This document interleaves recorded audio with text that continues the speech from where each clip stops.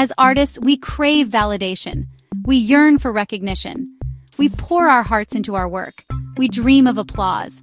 But this desire for external approval can be a double-edged sword. It can fuel our passion. It can also cripple our creativity. When we create solely for the approval of others, we lose sight of our own inner voice. We become afraid to experiment. We hesitate to take risks. The fear of judgment stifles our most original impulses. We start to doubt ourselves. We question our every creative decision. This is a dangerous path for any artist to tread. It is in these moments of self-doubt that we must remember why we create in the first place. We must reconnect with the joy of pure, uninhibited expression. We must learn to create for ourselves, not for the approval of others. In his book, The Creative Act, legendary music producer Rick Rubin offers a refreshing perspective on the creative process. Rubin, known for his work with artists like Adele, Johnny Cash, and the Red Hot Chili Peppers, emphasizes the importance of creating for oneself. He encourages us to silence the inner critic and embrace the freedom of self-expression. Rubin argues that true creativity flows from a place of inner peace and authenticity. When we create without the burden of external expectations, we tap into a wellspring of inspiration. We become free to experiment, to take risks, and to explore uncharted creative territory. This is not to say that external validation is unimportant. Of course, it is gratifying to have our work recognized and appreciated by others, but we must not allow the pursuit of external validation to overshadow the joy of the creative process itself. Creating for yourself is about rediscovering the joy of pure, unadulterated creation. It's about letting go of the need for approval and allowing yourself to simply be. It's about creating from a place of authenticity, where your heart is your only guide. When you create for yourself, you give yourself permission to experiment. You're free to make mistakes, to explore new ideas, and to push the boundaries of your own creativity. You're no longer confined by the expectations of others, and your work becomes a true reflection of your unique voice.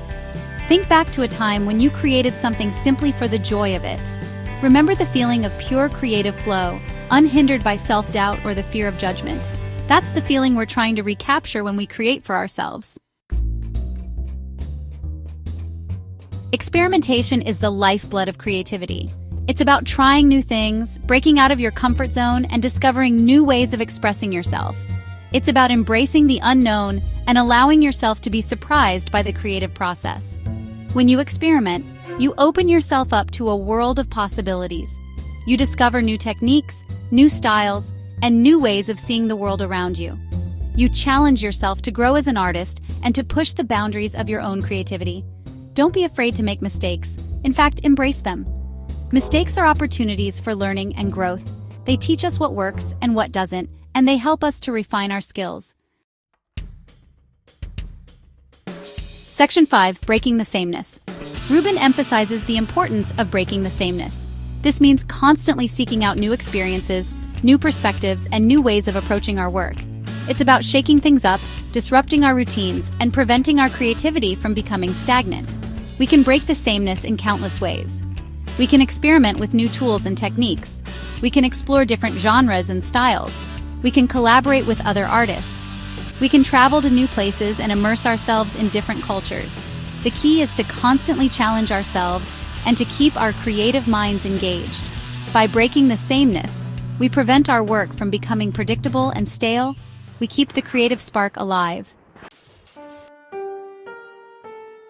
Section 6. Practical applications in art.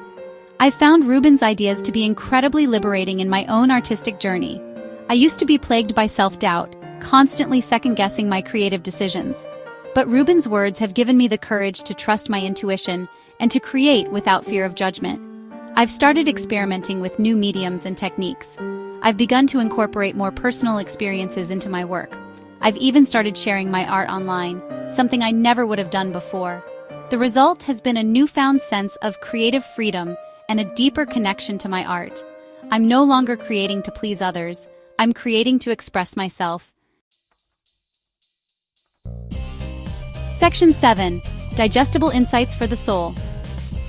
The Creative Act is not a dense academic treatise on creativity. It's a collection of short, insightful reflections on the creative process. Each chapter is like a mini meditation, offering practical advice and inspiring words of wisdom. Rubin's writing is clear, concise, and accessible. He doesn't bog you down with jargon or complex theories. He simply shares his insights in a way that is both profound and easy to understand. You can dip in and out of the book at your leisure, absorbing its wisdom in small, digestible chunks. Each time you return to it, you'll discover new insights and fresh perspectives. Section 8. Beyond the Canvas: Creativity in Life. While the creative act is ostensibly about art and creativity, its message has implications for all aspects of life. Creativity is not limited to artists, musicians, and writers. It's an essential part of what makes us human. Whether we're solving problems at work, coming up with new recipes in the kitchen, or simply finding creative ways to entertain ourselves, we all engage in creative acts every day. Rubin's book reminds us that creativity is not a talent reserved for the chosen few. It's a skill that we can all cultivate and nurture. Section 9. A Journey of Personal Fulfillment. The Creative Act is more than just a book about creativity. It's a guide to living a more fulfilling and meaningful life. It's about connecting with our inner selves, embracing our unique gifts, and sharing our creativity with the world. It's a reminder that the creative process is a journey, not a destination. There is no right or wrong way to be creative. The important thing is to simply create. So embrace your creativity, experiment, take risks, break the sameness, and most importantly, create for yourself. The world will be a more beautiful place for it.